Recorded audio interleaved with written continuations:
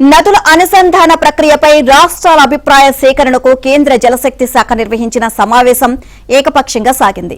గోదావరి నదిలో నికర జలాలు అందుబాటులో లేకున్నా ఛత్తీస్గఢ్ వినియోగించుకోని 147 టీఎంసీల జలాల ఆధారంగా గోదావరి, కావేరీ నదుల అనుసంధాన ప్రక్రియపై ముందుకు వెళ్లాలని కేంద్రం నిర్ణయించుకుంది. జలశక్తి మంత్రి సిఆర్ పాటిల్ అధ్యక్షతన వీడియో కాన్ఫరెన్స్ ద్వారా ఆయా రాష్ట్రాలతో సమావేశం జరిగింది.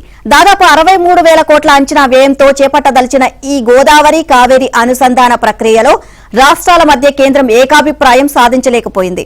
వాటిని ఒప్పించే ప్రయత్నం చేయకపోగా వాటి అభిప్రాయాలను బుల్డోజ్ చేసుకుంటూ పోవాలి అన్న అభిప్రాయానికి వచ్చినట్లు కనబడుతోంది. ఈ పథకాన్ని తెలంగాణ, కర్ణాటక తీవ్రంగా వ్యతిరేకించాయి. ఆంధ్రప్రదేశ్ తరపున వీడియో కాన్ఫరెన్స్ లో పాల్గొన్న ప్రభుత్వ సలహాదారు ఈఎన్సీ ఎం వెంకటేశ్వరరావు మాట్లాడుతుండగా సాంకేతిక లోపం తలెత్తింది. దీంతో ఏపీ వైఖరి కేంద్రానికి చేరలేదు. ఈ నేపథ్యంలో ఈ అంశంపై రాష్ట్రాలు తమ అభిప్రాయాలను లిఖితపూర్వకంగా 2 రోజుల్లో తమకు అందజేయాలి అని పాటిల్ సూచించారు.